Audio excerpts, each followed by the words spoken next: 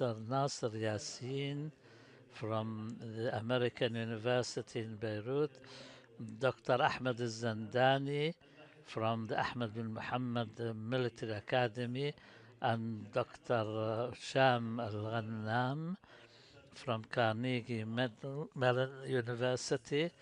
I mentioned some of the reasons which are depriving the Arab world at the individual or collective levels to play a role in the world stage. We're starting with you, Dr. Mustafa.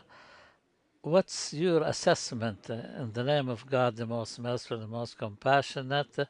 Thank you very much, and thank you for the organizers of Al Jazeera's forum, which is and for choosing these themes which are important for us all. And please allow me to delve into this theme from a rather simple idea, but yet important. This idea is based on the fact that what is happening in the Arab world vis-a-vis the Palestinian question is a symptom, and it's not just an isolated incident. And it's a symptom of the disease and the plague which the Arab countries are suffering from because of the inter-conflicts between them and the lack of respect for citizens' rights, democracy, despotism, etc. So the idea is, if we want to find a role for the Arab world within the region and outside it, and the collective action by Arab countries was doomed to failure because the system of the nation state and the system of the Arab countries working together collectively, and also another crisis which is at the regional level and which is based on conflict rather than interest. These three systems caused this disease in the Arab world, and when the crisis in Gaza started, it was only natural that all of these crises will reflect on the situation in general. Now we are used to describing the Arab position as one of inward looking in a state of backwardness. Maybe it is more to do with the changing of the function of our countries. If we look at the days of Jamal Abdel Nasser and others, the function of the Arab position or situation was to seek to find a role, to even through confrontation and antagonism with others, to carve a role for the Arab countries. This has changed now into cohabitation, reaching normalization to full normalization, and ultimately to a state of inability and hopelessness. Before the year 2000, we did not hear of an Arab country which went outside the norms. Since the summit meeting of Al Khartoum in the 70s and the three no's of no settlement, no concessions, and there was value attached to returning the lands that were taken forcefully from the Arab countries until we got to the Beirut summit, and no country went outside this unanimity except, of course, for the position taken by the late Anwar Sadat of Egypt. Now, what we're seeing and what we're witnessing is a complete helplessness, inability. The the Arab League couldn't even find enough commonality in the positions by its member states to issue a statement regarding the situation in Palestine.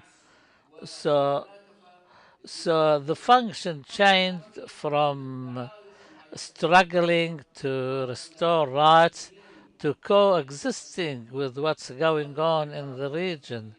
The first country which recognized Israel was Iran and Turkey. The situation has changed now.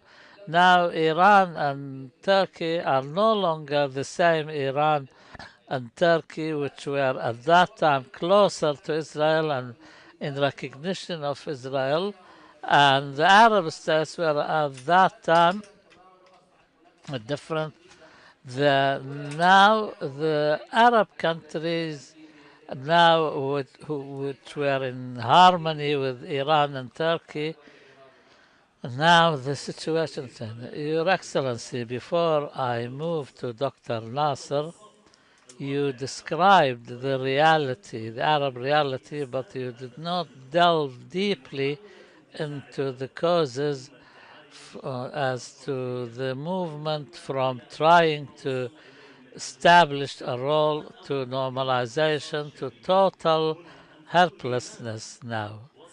I want you please to tell me why have the Arab states moved from the stage where they wanted to restore rights to total helplessness. I can summarize the reasons to five main reasons or five main paths. First, the crisis of governance and legitimacy within the Arab states, which opened the door for political strife and internal conflict, which made the countries concerned with their own internal affairs rather than focusing on joint Arab causes and the Palestinian cause. Secondly, the wrong behavior by some Arab countries, like the Iraqi invasion of Kuwait, was a devastating blow to Arab solidarity, and this made some Arab countries seek security outside the Arab world and no longer have any trust or confidence in their neighboring countries.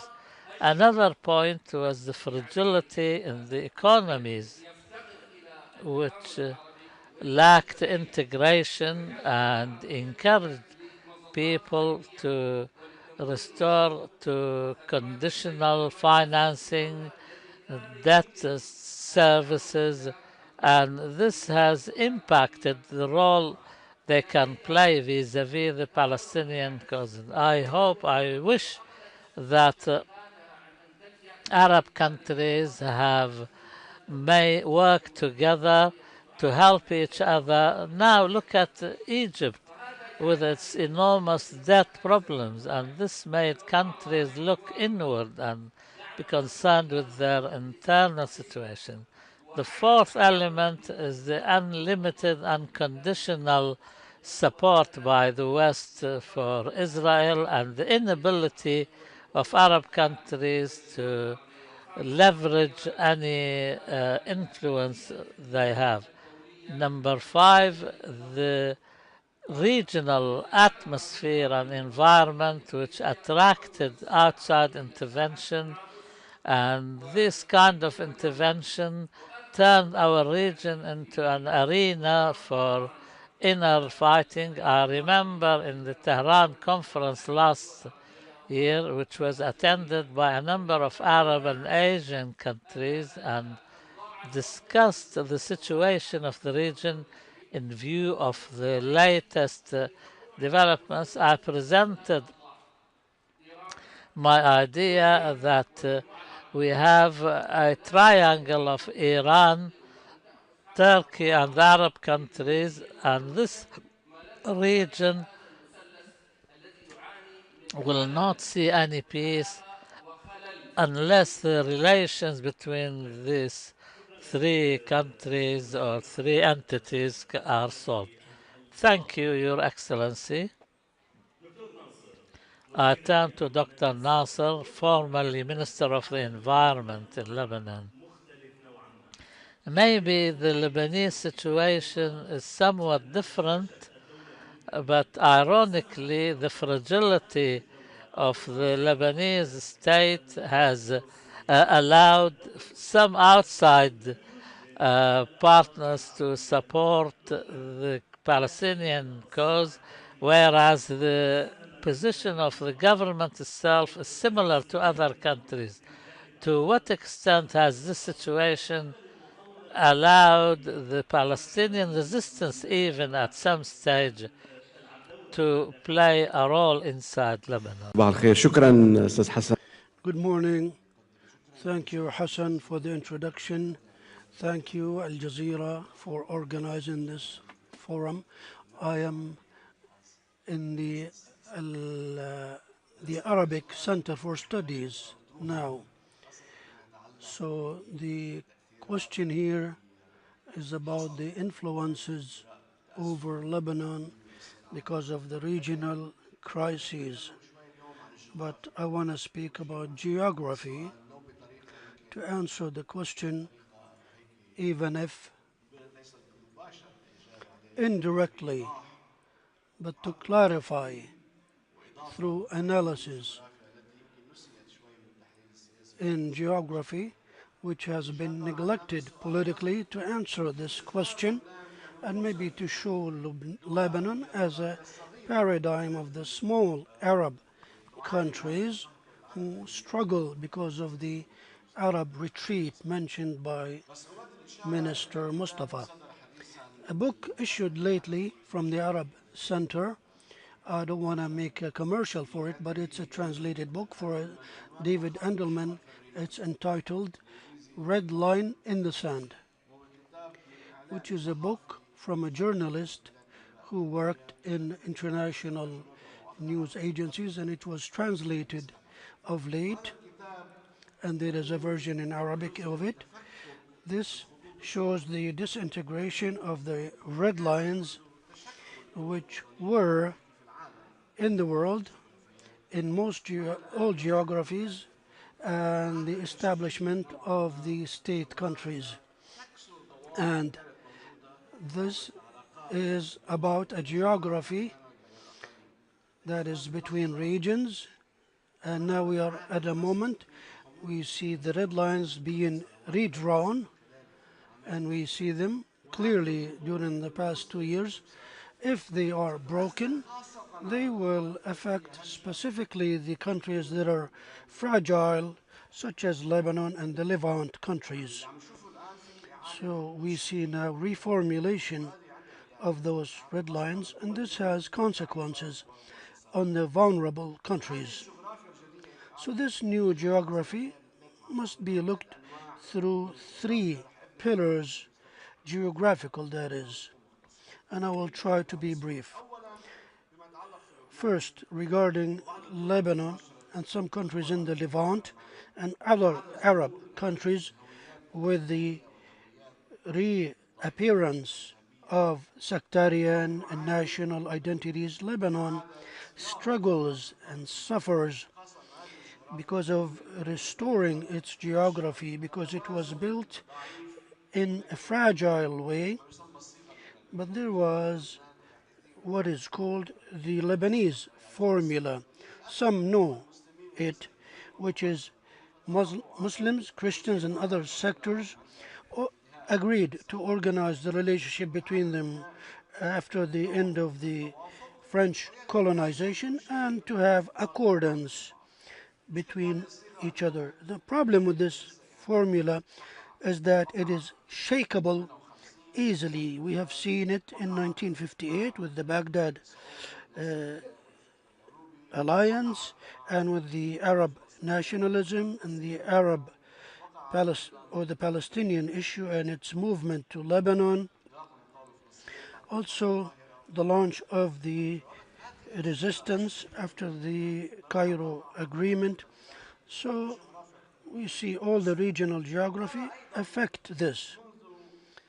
And since a while, the last 2 decades, we see there is an intervention from regional countries to support non-state actors that affected this situation, which brought us into crises that we still suffer from. This sectarian geography currently, we see it now in this formula, and it is shaken deeply, specifically because it was affected by regional conflicts and intervention regionally by the support of non-state actors, and this affected the Taif agreement and the reformulation of this reality.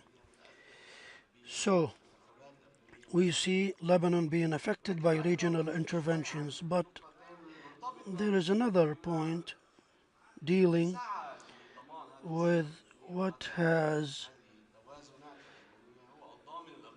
led to the Taif agreement, which was brought about a stability, and there was like an insurance policy by Arab countries to restore this stability and balance. So now we see a type of stress, and this Arab guarantor is withdrawing from the positive intervention. This will have consequences on the economy and the politics and the social life. However, we see that what's happening right now, specifically in the past 2 years, in terms of redrawing the geography of the region, the Levant specifically, through wars, displacement, genocide wars. And these are moments that will affect to a large extent this stability and balance in Lebanon, and it will have consequences. So reformulating those lines, especially in the Levant, will have a double impact on the fragility of Lebanon. But I see the current system does not have the wisdom or realism to face it. That means we will enter into a whirlpool pool of crises. Third, and maybe this point was mentioned by Dr. Mustafa through speaking of the economic factor, which comes before these two components regarding the economic geography, the geographic economy, because economy has its influence and sometimes we ignore it and tend to go with what is geopolitical. Specifically, Lebanon lost its economic role with this geographic economy. Lebanon, since the mid 1950s and the appearance of oil, benefited from this, and we had money flooding into Lebanon, and this has ended. So this economic and financial role has ended and moved to other countries because of the transformations in the region financially and economically. But there are attempts that are still ongoing with the political and financial and economic systems in Lebanon that Lebanon is trying to revive. So it has eaten up itself by itself, and the economy in Lebanon has become unlinked to the region's economies, except to a small extent of exporting. But now they are exporting human rights to the geographical economic region. Why the economy? Because nobody appreciated the stability in the Arab world and the Levant. If we look at the reviving of the economic system anew, I want to say something, please. Lebanon is an example, as it is Lebanon, Syria, and Palestine. Those countries are of small economies. Maybe Syria is bigger, but we are in an important triangle between the we have the triangle of Saudi Arabia and the Gulf countries in Qatar, UAE, Kuwait, Bahrain, Oman, the GCC countries, chiefly headed by Saudi Arabia. They have more than 2 trillion size of the economy. Turkey, which is also an hour distance, also 2 trillion. Also, Egypt also has 700 billion. So we are speaking about $3 trillion as the size of this economy in a nearby region that needs a serious economic integration to support those countries economically, not to go through different paths. So the triangle I seek here is a triangle based on Saudi Arabia and the GCC countries, Turkey and Egypt. This can protect politically and geopolitically the small countries in the Levant who are suffering crisis. These crises spoken by Dr. Mustafa and Dr. Nasser. I speak to you about them, Dr. Ahmed. These crises that have led to the retreat of the Arab role, are they structural in terms of the formulation of those Arab countries, or they are as a result of foreign intervention that has led to what it has led in those countries? In the name of God, the most merciful, the most compassionate. And first of all, I'd like to thank you for hosting me. This is a very important forum indeed, and the themes we discuss are important to all of us.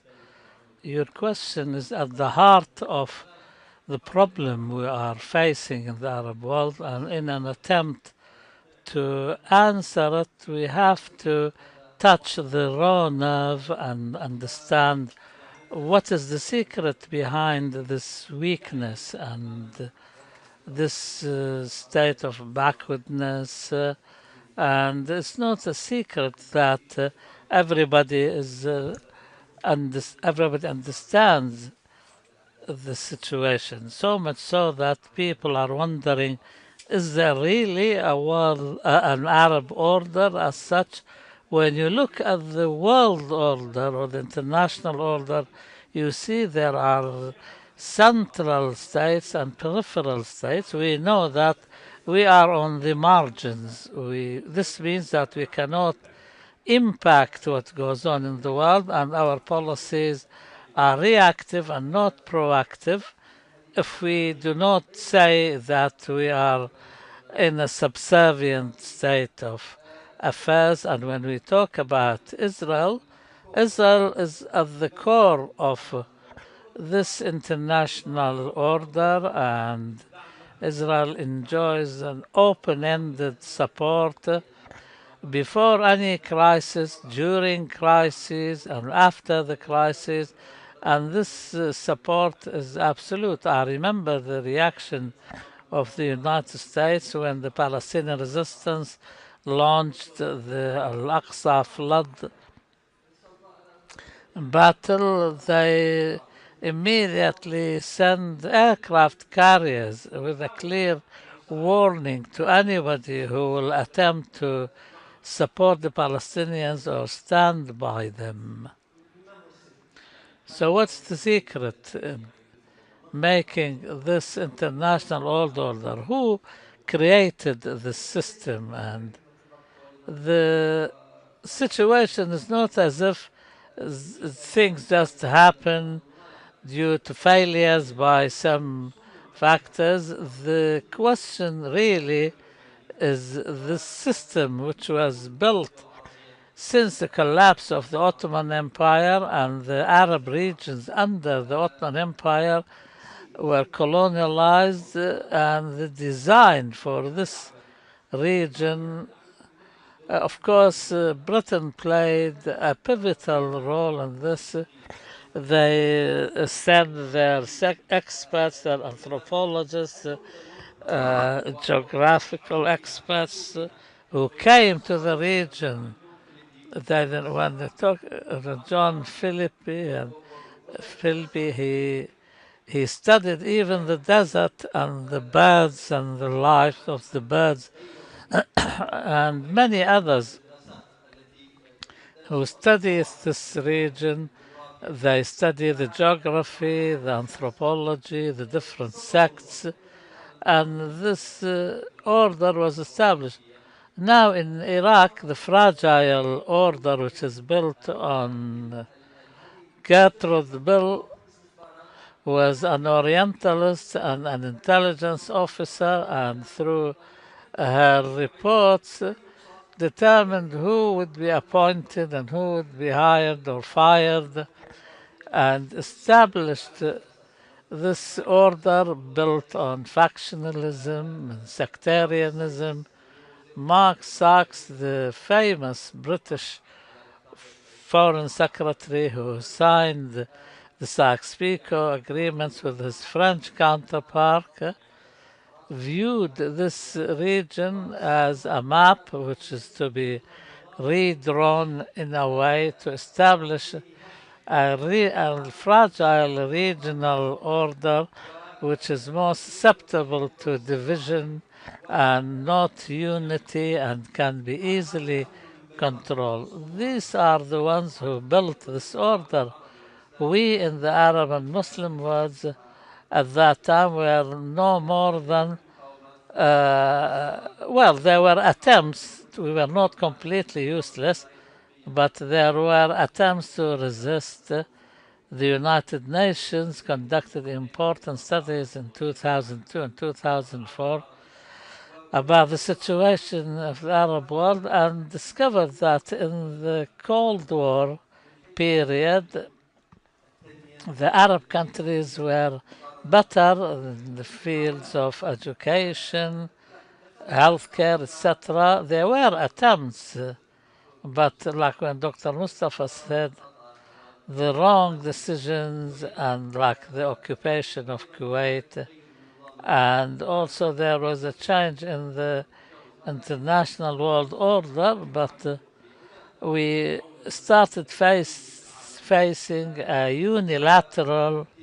a unipolar system in the world, and view of the insecurity and fragility in our region, and this has culminated in the genocide in the last 2 years when the whole world witnessed it but didn't do anything. This came at a time when the Arab world was exhausted after the Arab revolutions. When the fire reaches you in your bedroom, you don't care about what happens in your garden. This is the problem. Now, the Sudan, for example, Yemen, the situation there for the last 15, 20 years, and the situation in Lebanon, and even in North Africa, Arab countries, there are problems, but one problem, like the Western Sahara problem, paralyzed the entire region. And many of the problems could have been solved and created a strong bloc. They are close geographically, religiously, ethnically, but because of this problem, they could not find solutions because of the structure of these regimes. And normally, they because of the lack of legitimacy, of course. Dr. Ahmed, it seems that the problem basically is a structural one. Since the independence from colonialism, the Arab countries had inside them the roots of problems which were exacerbated later by crises. And faced with that, we saw competition by Arab countries, competition over the roles they play, competition over economic resources. Dr. Ghannam, to what extent is this competition can play a positive role to uh, take under control the reins of the situation, and especially when it comes to the Palestinian cause? Thank you very much. I will try to respond to your question and what His Excellency the Minister has said. I think the competition, the positive one, is good and required, and we should all be keen on it. The problem is there is the wrong side of competition.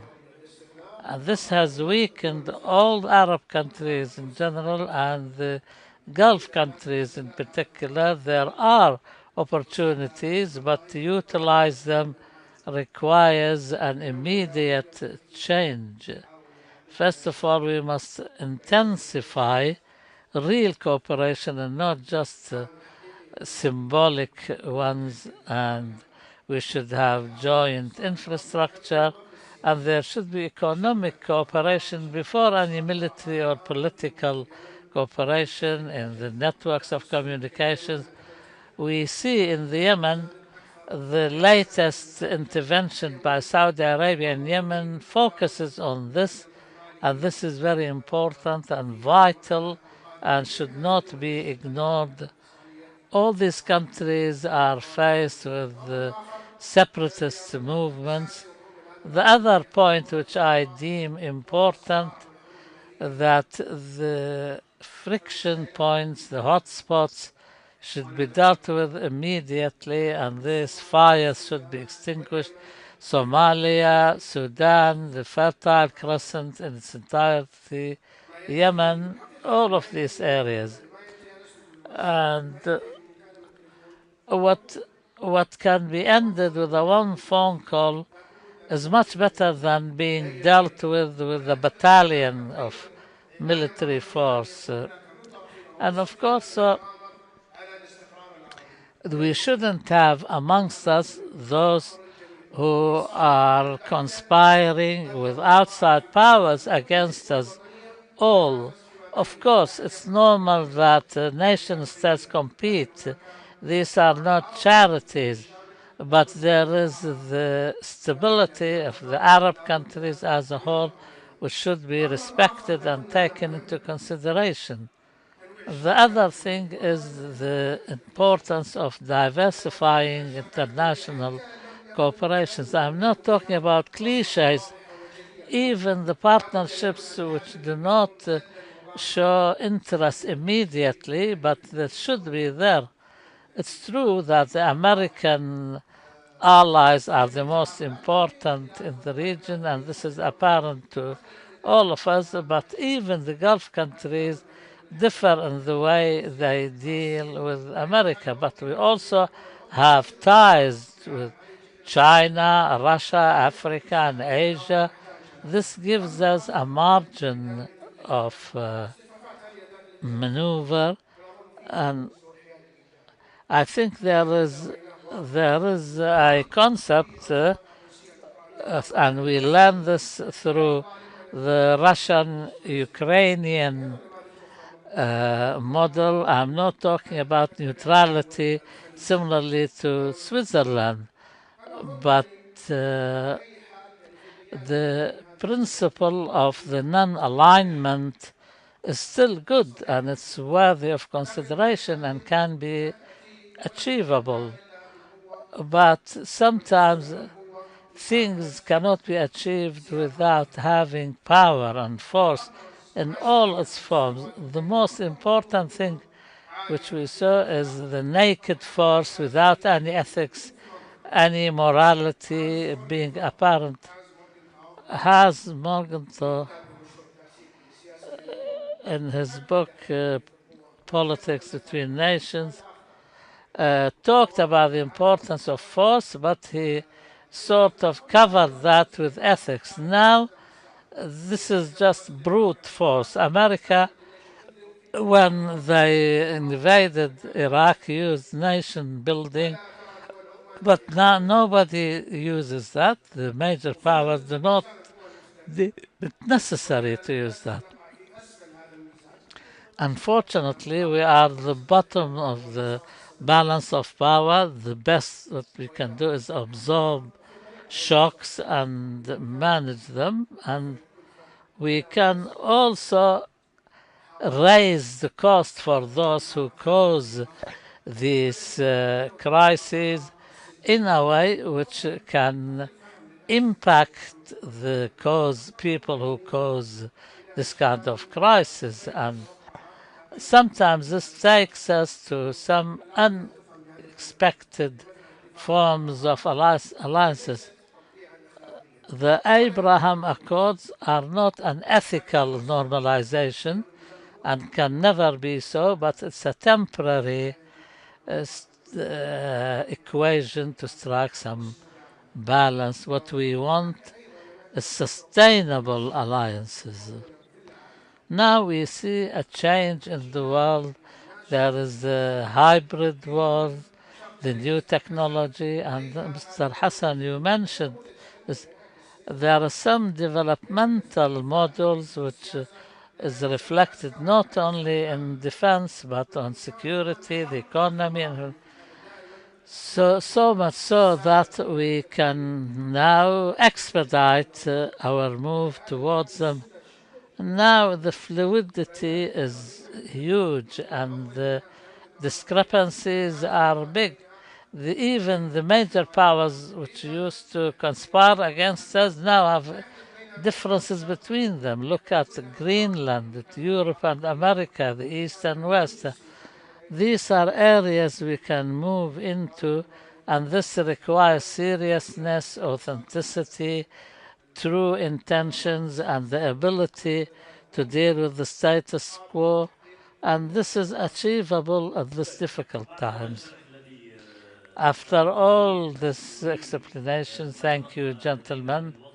We have a little bit of time. I think we'll ask some questions from the floor to see if you have anyone amongst you who wants to ask a question. Please make your questions brief and pointed to save time. Assalamu alaikum. My greetings to all the panelists. I have one request. Ask people to to stand up for a moment of silence in remembrance of Al Jazeera's martyrs and the martyrs for freedom everywhere. صباح الخير. هدى نابلسي. Khudar Nabilsi, a Lebanese lawyer. My question is to Dr. Nasser. Your Excellency, thank you. Allow me to say that you have responded indirectly to the question of Mr. Hassan.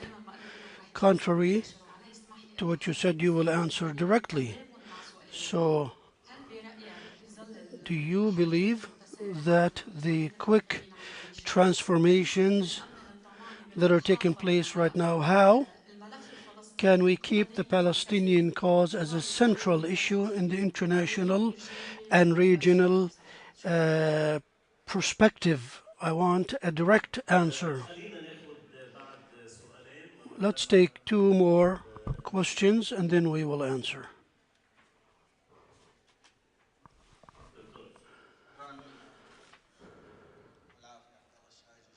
Abdullah Shaiji, Kuwait University.